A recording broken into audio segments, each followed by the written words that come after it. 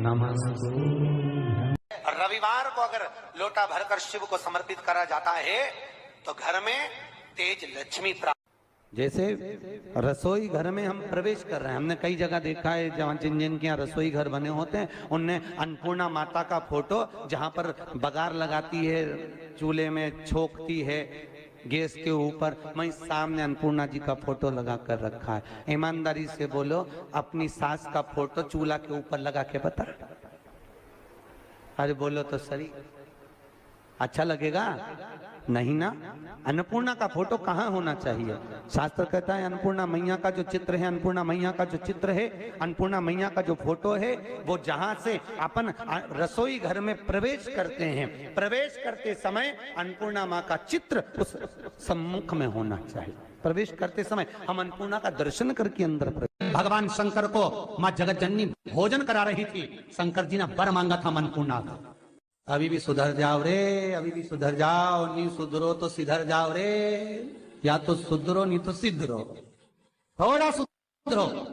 शनि का नियम है, शनि कथा कहती है पांव की चप्पल बार बार टूट रही हो, घिस गई हो, बत्ती टूट रही हो, कुछ कर रही हो, और अगर कमर से नीचे जो वस्त्र पहने हो वो अपने आप फट रहे हो, समझ लेना कि शनि पांव से प्रवेश कर रहा। कैसे?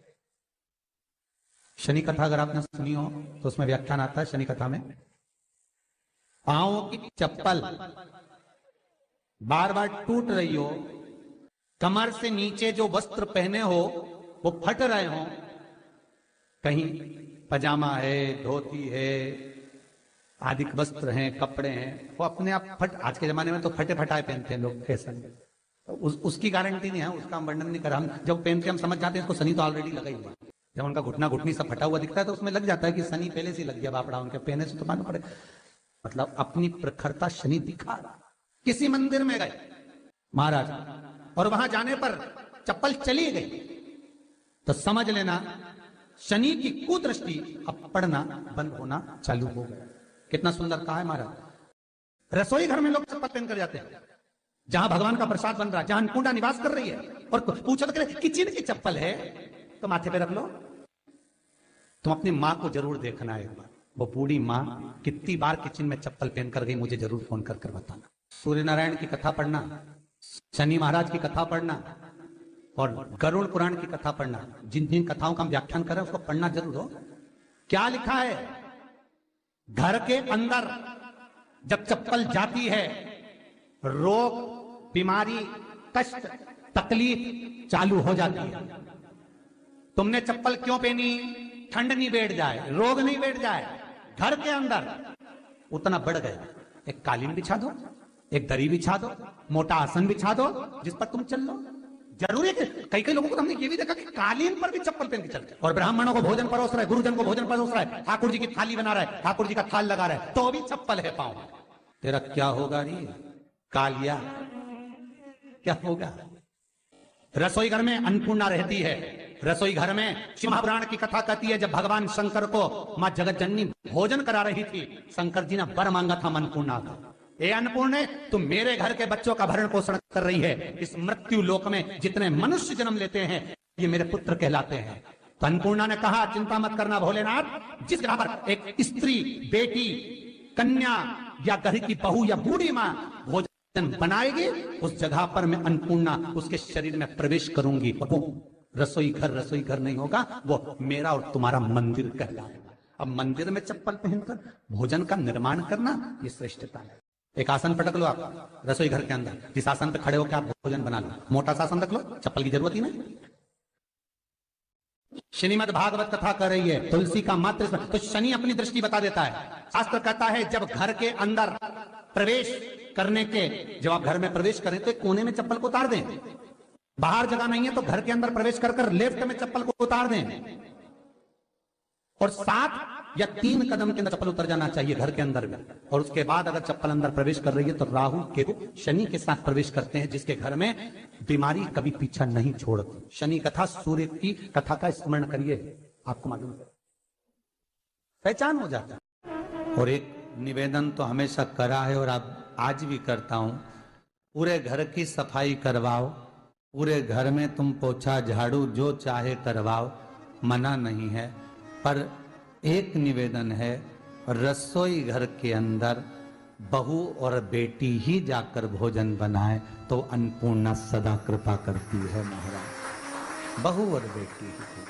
जिन शंकर भगवान को आप जल चढ़ाते हो, जिन ठाकुर जी से आप लाड लड़ाते हो, जिन भगवान कृष्ण का आप स्मरण करते हो, राधा रानी का आप नाम जाप करते हो, जिस परमात्मा का आप भजन कर रहे हो, कीर्तन कर रहे हो, नाम जाप कर रहे हो, नाम स्मरण कर रहे हो, उससे तुम्हारा एक संबंध होना चाहिए, एक रिश्तेदारी होना चाहिए। और उससे जब तुम्हारा कोई संबंध रहेगा, उससे जब तुम्हारी कोई रिश्तेदारी रहेगी, तो उस रिश्तेदारी में जैसे ही आपके प्राण छूटे और छूटते से ही आप जब गए, तो जाते ही आप कहोगे कि कृष्ण से मेरा ये संबंध है, वो मेरा पुत्र, वो मेरा भाई, वो मेरा बेटा, वो मेरा सगा, वो मेरा रिश्तेदार, वो मेरा कुटुंबी, वो मेरा पुत्र। तुलसी बता देती है कि आपके घर की दशा क्या है। बार बार जल डालने के बाद भी तुलसी सूख रही है, बार बार आप पूजन कर रहे हैं, पाठ कर रहे हैं, तो भी तुलसी के दल सूख रहे हैं। तुलसी बता देगी कि तुम्हारे घर में तकलीफ आने वाली है, कष्ट आने वाला है, सूख रही है। किसी ने जरूर कुछ ना कुछ ऐसा है कि इसमें घर में तकलीफ आएगी, तुमने लगाया फिर सूखी, फिर लगाया फिर सूखी। तुलसा महारानी बता देती है कि कष्ट है। और जिस गमले की तुलसा घेर घमोर हो, फलित हो, आनंद में हो, तो उस घर में फिर दुख नहीं आता, समृद्धि खुद बढ़ती चली। चौखट पर जाकर कहना प्रारंभ।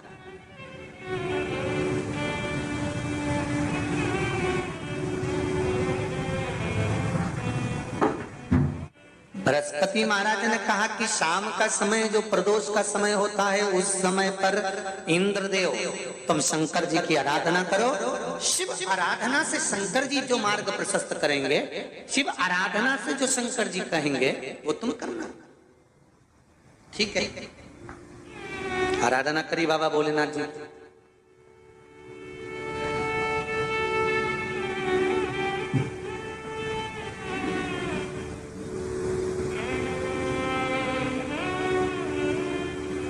मालूम नहीं था इंद्रदेव को। बृहस्पति महाराज ने प्रदोष की महत्वता समझाई तो प्रदोष का समय जानकर शंकर जी पर 7 बेलपत्र प्रदोष के दिन इंद्र ने समर्पित कर दी बिना सोचे। कितनी बेलपत्र? 7। प्रदोष का व्रत करो चाहे ना करो, मंदिर में चढ़ी हुई बेलपत्र को उठा लो,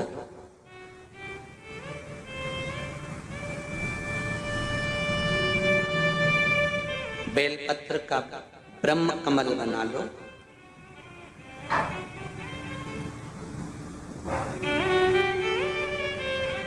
ब्रह्म कमल का मतलब होता है डंडी बीच में रहे, आसपास पत्तियां रहे। 7 पत्ती का ब्रह्म कमल बनाकर, जैसे ये पत्तियां हैं एक जैसी रखी हुई हैं, तो इसको फैला लिया, 7 पत्ती को आपस में फैलाकर ब्रह्म कमल बना लिया। प्रदोष का व्रत करें ना करें, जरूरी नहीं है कि वृक्ष से ही पत्ती लेकर आओगे तो ही शंकर जी को चढ़ाओगे।